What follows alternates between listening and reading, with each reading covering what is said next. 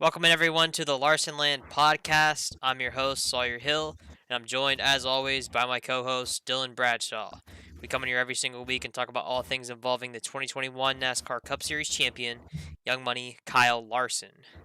Dylan, a 27th place finish for Kyle Larson to cap off the 2023 regular season at Daytona. All sights ahead to the start of the NASCAR Cup Series playoffs, but to be honest, I don't think we expected much out of Daytona for Kyle. I think 27th was probably better than what I expected actually. Yeah, I mean, just looking into it, a lot of people just didn't really, expect great results going into it. I mean, going in, he had 18 starts, half of the races he DNF'd, so thankfully he at least got a finish this time, but just definitely not Kyle's track. The end of stage two, there was a big wreck. Larson was kind of in the back. I mean, as we know, it doesn't really matter too much where you are until the end of the race at Daytona, but just kind of in the back. Was checking up with the wreck. It's a pretty big wreck at the end of stage two. Bell kind of got into Gibbs. I don't really know what happened. It looked like he just tried to lock into his bumper. Maybe the air just made Gibbs lose control, but triggered the huge wreck. Kyle checked up, blew his tire, was stuck on the track. Couldn't get a tow. He was pretty pissed off. Couldn't get a tow. And then finally, when the guys came to tow him, just sat there, just kept on waiting. Finally got to the pit, went through everything. By the time he was done and back on track, 3 laps down. It kind of reminds me at Pocono with Logano when he wrecked. He had to get a tow. Everyone was kind of posting the clips. He was real pissed off, cursing everyone out. But everyone's kind of pissed at him for that. But I mean, these guys they're already mad as is. Being in the situation where they need a tow, and then they just make them sit there and wait, and they're just losing laps for nothing when they can still run, and it's not too big a damage. So it's definitely anger is definitely justified. So I don't know what NASCAR needs to do. They probably just need to fix something with the whole toe thing. Larson tried to make his way back to pit road there, but he was just kind of spinning in circles. Couldn't go nowhere with a blown tire. As we know, when you blow a tire, you're stuck. You need a tow like 9 out of 10 times. So unfortunate, but as I said, at least we got to finish. Yeah, with this new car especially, the blown tires, the front tires it's caused a major problem with the how the underneath the bottom of the car is now with the being like completely flat and the rear diffuser and all that. It's made it really tough for the cars just to be able to get back to pit road by themselves. And I think for Larson's situation, it was especially frustrating because they threw the red flag, but Larson lost 2 laps. They ran 2 yellow flag laps before they threw the red, and Kyle lost his 2 laps then. And like you said, initially after he had been serviced on pit road, got the fresh tires, no damage to the car, but it was being shown 3 laps down, which was weird because I mean the team thought that they were only 2 laps down, and then probably 20 laps later in the race, NASCAR corrected timing and scoring and put Kyle 2 laps down again because he was really only 2 laps down and not three. So I'm not sure how that even happened in the first place. That was a little bit weird, but yeah, just a bad situation. I'm sure NASCAR Radioactive on Fox or FS1 or whatever this week is going to be interesting to hear the team audio for everybody because I know they were pretty pissed off. I was listening to it live and rightfully so. I mean, you there's no excuse for losing 2 laps just because a tow truck won't come and bring you back when the car itself. I mean, we know this next gen car. There's problems with it, and there's been problems with that since the beginning of last year with getting stuck and not being able to get back to pit road. But all in all, not the day that I think we wanted, but glad that I mean, really glad that all the drivers came out of Daytona safe, and we saw that really scary incident with Ryan Preece, probably one of the worst flips or worst airborne crashes I think I've ever seen in NASCAR, and definitely a scary situation there, Dylan. Yeah, it's definitely scary. I mean, you just kind of glued in the TV watching it happen, hoping he's okay. Um, you know, Wrecks like that kind of make you think back to other wrecks that happened. Everyone with the 2020 Newman crash, that was terrible.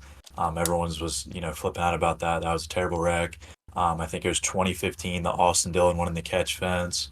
I mean, even going to back when it was Nationwide Series, Larson's bad wreck. I think that was in 2013 against the catch fence. So just so many scary wrecks at Daytona. But glad he was okay. It's crazy, looking at the advancement of safety here to 20 years ago. I mean, if you had that wreck 20 years ago, I mean, who knows what would happen. And then you look at the stage two wreck with Blaney. Blaney took a really hard hit, right into the safer barrier. Kind of, flashback to Dale Senior Daytona. Similar impact, but the safety back then was just completely different to where it is now. Not many guys wore the Hans device. That's just one thing that's definitely a big difference from then to now. But it's crazy the guys can just kind of just destroy the car and just pretty much walk out unfazed. I mean, they put Priest on the stretcher, make sure everything goes okay. You got to be careful. Checked him to the infield care center, sent him to the hospital, and I believe he was discharged today. Yep. Sent out a tweet saying he was good. He plans to come back. So, glad he's kind of thinking of bouncing back from that. Didn't shake him up too much, and good that he's all right. Yeah, definitely a very scary incident there, and man, it seems like every time we go to one of these super speedways, or at least a couple times a year, we see an incident like that that we're like, we're we're we're worried about. We're worried about the health of the driver and the condition they're in, but thankfully Priest was okay there. Looking at kind of the racing aspect of that caution, how it kind of played out for Hendrick Motorsports, it was definitely not what Chase Elliott wanted to see. I know Chase Elliott and Alex Bowman both eliminated from the playoffs, so they're not going to be competing for a championship this year here in these final 10 races. And Chase Elliott, he had Kyle Larson helping him out there, and that right before that caution came out for Priest, and Kyle was pushing him to the lead. I mean, they were leading the inside line. Elliott was on the bottom, and Larson was following right behind him, 2 laps down, albeit. But I mean, it was a good team effort there from Hendrick Motorsports, but Larson ultimately had to go to the back after that caution came out because he was 2 laps down, and kind of put a ruin on Chase Elliott's chances of going to victory lane. Yeah, when that overtime came, there was really no one that could even come close to touching RFK. Keselowski, he kind of took over that line. No one was really getting past Keselowski. He was just kind of set on getting Busher up front, keeping him up front, and it seemed like he kind of played more team owner than himself. I mean, I think there was definitely some spots where he could have went around him, but just stayed hooked to his bumper, helped him get the win, pick up them additional points. Both locked in for the playoffs. RFK, they've just been pretty dominant. I mean, that's Busher's third one in 5 races, so they're definitely on a tear heading into the stretch. But yeah, Chase definitely had some nice momentum there when Larson was behind him. But when overtime came, that inside line was just pretty much completely dead. Even before that caution, I think Harvick kind of had a pretty good chance at getting a chance to win the race. But like I said, when Keselowski came up and was locked onto Busher, it was pretty much over from there. I mean, I don't think anyone was really challenging them for a win. So um, yeah, I mean, all in all, it sucks for Elliott and Bowman being out, but they gave it a fight. I didn't think Chase would even come close at Daytona. Um, you know, picking up that win, but saw him up there. He was battling, and it was just a matter of a caution that kind of screwed up his week. But he seemed pretty in spirit. I mean, he didn't seem too pissed off after the race, so that's good. But it just sucks. Early in the season, as we all know, Chase was out those races. They just haven't been back to their normal self. Bowman, he was points leader, then he broke his vertebrae in the sprint car. He was out, lost out on a ton of points. Then he got that penalty that sent him back. Went from like first to like 30th or something in the points. So just two bad situations. Guys weren't able to be in their car, the full season, or else I think they really did have a good chance of making the playoffs. But Larson and Byron locked in. Hopefully they can work together. There's definitely some heavy hitters in the playoffs, so hopefully they can work together through the rest of the season and hopefully pick up that chip. Yeah, and we obviously, like you said, Elliott and Bowman not in the playoffs. We talk about Busher getting hot at the right time, winning 3 out of the last 5 races. I'll pull it up on the screen now if you're watching this on YouTube. Our playoff predictions, Dylan, for the championship four and for the first four drivers out. Um, so I mean, for me, we'll get started here. I guess my first question for you. I mean, I'll go through it. I guess for the people listening on Apple Podcasts. So my championship four is Larson, and then we have William Byron, Martin Truex Jr., and Denny Hamlin. Your championship four, uh, Kyle Larson, William Byron, Denny Hamlin, and then Kyle Busch. And then first four out, we got some other differences there. I have Chastain, Logano, McDowell, and Stenhouse, and then you have Bubba Wallace, Blaney, McDowell, and Stenhouse. So looking at the championship four, obviously the major difference there is Martin Truex Jr. I guess kind of explain why you don't have Truex in your final four and why you have Kyle Busch. I mean, there's no denying that Truex has been, really good. I mean, he won the regular point championship, but I don't know. I kind of had a feeling. I kind of want to mix it up. It's easy to look at the playoff standings and just kind of go down the line, and I mean, it's lined up accordingly to how they've been. So I kind of just want to throw a little bit of a dark horse there, so to say, to put Kyle Busch in, and then the first four, kind of the same deal. I mean, you look at the bottom. I mean, it kind of speaks to how they've been. McDowell, he got that road course win recently. He's just not really too strong on the ovals. I mean, there's been a few ovals that he's been pretty good at, but I mean, we don't see a road course scenario to the Charlotte Roval, which is, way down the line. So I think he'll be eliminated. Stenhouse, usually not too strong. Same thing with McDowell. I mean, they're smaller teams. So, I mean, I do think they've outperformed, what they're expected to be, but Stenhouse picked up that Daytona 500 win early in the year. Don't think he'll really last too long. He usually hasn't been finishing too well, especially as of late. Bubba, I mean, he's racked up a few decent finishes, but I don't know. He just kind of snuck in there in points. A lot of the guys that I definitely think there were some guys at Daytona like Gibbs. Gibbs was in there. Gibbs was running up front for that stage two wreck. He was the guy basically breathing down Bubba's neck for that last spot. I think he definitely had a chance to win that race. So a lot of guys were kind of screwed in that stage two wreck that needed a win to get in, and I think they could have had a chance of competing. But Blaney, I don't know. He just kind of seems like that guy that's just I don't know, just kind of super inconsistent. When he's fast, he's fast, but I don't know. He just doesn't seem like a guy to me that's going to advance. So not too much thought, honestly, behind them. I just kind of wanted to mix it up. I kind of did the same thing last year because, like I said, I mean, you can go down the line. It's Truex, Byron, Hamlin. I mean, or Truex, Byron, Hamlin. So I mean, those guys are obviously on fire as of late. So those guys are kind of expected. I kind of just want to throw in a little dark horse with Kyle Busch. I think he could, put up a good little run, a little bounce back, a little revenge for Joe Gibbs, and maybe go on a little championship run. But yeah, I mean, not too much thoughts behind my picks, to be honest. Yeah, and I mean obviously for both of us we have to put Kyle in the championship Yeah. four. I mean I think for putting him there, I think that's I hate to say it, but I think it's a little bit optimistic for both of us because of just the inconsistency that we have seen this season. I hope that Kyle gets to that championship four, and I think the team definitely has the pace and the potential to do it. But we obviously have some tough races to overcome.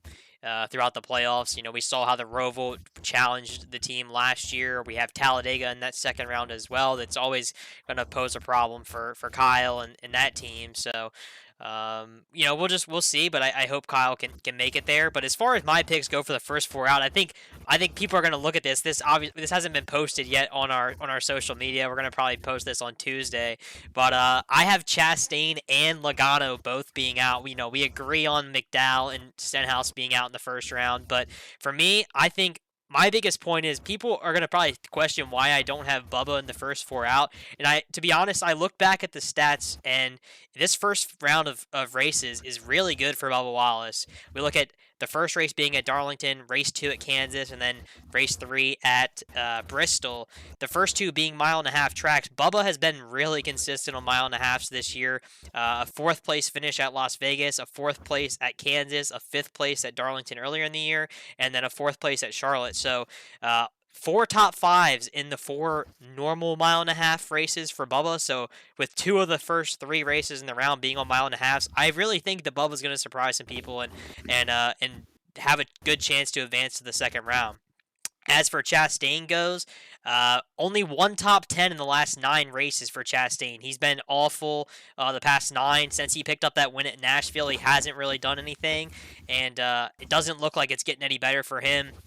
Logano, he's lacked consistency this year. He's been another one of those guys that he's had some good runs, but really hasn't ever had race winning pace. I think the win that he did get was was it at Atlanta or was it at Talladega? It was one of the two. It was on one of the super speedway style tracks. So, and he's been that hasn't had the pace on the mile and a half. So I think it really boils down to these first two races in the round and being able to perform on these mile-and-a-half tracks, Dylan.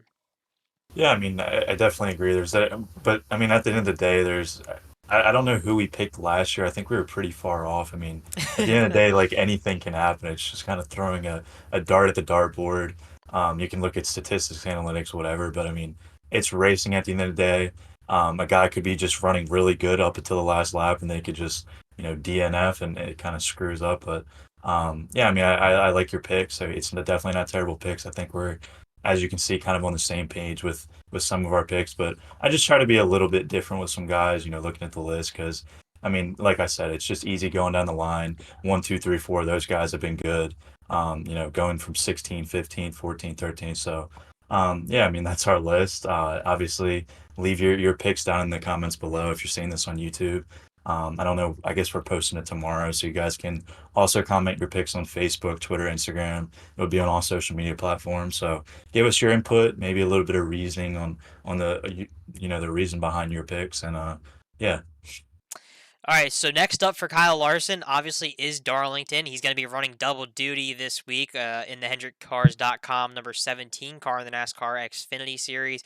It'll be the third and final time that Kyle's going to take the track in the Xfinity Series this year. He ran double duty at Darlington earlier in the season, picked up the win there in the Colleague number 10 car, and then we all know how the Darlington race played out in the spring for Kyle. The throwback race, Ross Chastain, the incident there, getting into Larson and basically taking him out and costing him chances of winning that race. So we know Kyle's going to be really quick at Darlington. I'm expecting good things, and if they bring a piece to the track that like they did last time around, I think that he's got a good chance of winning this one, and that would be huge, locking directly into the second round. yeah, it's a race he definitely has to win. He has 11 starts there. He's really good. He's got seven top tens, five top fives, 715 laps led, only one DNF. That was in 2022 last year when he had that super quick car and he had engine trouble. So definitely looking good. I mean, he got the Darlington win in Xfinity. He got that under his belt, and he said it time and time again. I think he said it when he got his Richmond win, or it was either that or another race. But he said like he wants Darlington. That's the last race that he wants to defeat. He needs a win at. So hopefully that time is now in the Crown Jewel Southern 500 time in the playoffs. Definitely be a good time to pick up that win in the playoffs, kind of secure your spot, advance to the next round. Because I mean it's tough. One bad day, one DNF, which we've seen plenty of. It just kind of screws you up, and then you kind of get in a you need to win scenario. We've seen that a lot of times in this format in the playoffs. I mean, even back to 2021 with the Charlotte Roval race. I mean, as good as Larson was that year, picking up 10 wins plus the All Star win, he was in a spot where he needed a win to advance to the next round. So you can be on fire, the best guy running right, but if just something goes bad, you won't advance to the next round, and maybe a more undeserving guy will take your spot, but that's playoffs, and that's just kind of the way it goes. Yeah, absolutely. And I mean, just looking at the playoff standings here on my phone, I mean, Kyle's in the sixth position in the standings, but he's only 10 points ahead of the cut line right now. So that's 10 positions on track that if Michael McDowell finishes 10 spots ahead of Larson, I mean, that puts basically Kyle, below the cut line, or if Kyle, I mean, not necessarily below McDowell, but I mean, if he's 10 spots below these guys. I mean, that's pretty much putting him below the cut line for in one race. I mean, it's not much of a cushion for sure. And even for the guys at the top, I mean, Byron and Truex are tied for the first spot right now at 29 points ahead of the cut line, and that's a decent cushion. But like you said, one bad day and that's completely wiped out. Especially with stage points being a thing too. I mean, you win a stage, that's 10 points, and that makes a big difference if you're not up there competing for stage wins. Yeah, in stage ones, we definitely haven't seen, very of them this year with Kyle. There's been a few instances where, he came close, but ended up, just missing it. And yeah, just not very many stage ones this year for him. So, just hopefully he can go on a tear. Like we said, it's a pretty good stretch of tracks for him. Darlington, Kansas, and Bristol. He pretty much runs good at all of them. So it's definitely probably the best stretch of playoffs races for Larson's driving style. So yeah, I mean, I'm excited for what's to come in the playoffs for the five team. Hopefully, we can get a little more consistent as we get going. Definitely have the speed. Early in the year, around that All-Star break mark, we were probably the fastest team. I mean, up there with Bayern, of course, but just unlucky. A lot of stupid incidents. Hamlin, Chastain, whatever, stupid on track incidents, little mistakes. Just need to get everything tuned together. Team needs to get in check, and I definitely think we have a shot at making a good run. I mean, great team, speed's there, pit crew's firing. I definitely think we'll contend as long as we can, just be consistent. Don't mess up on the little things, no pit road mistakes, and yeah, I think we'll be good.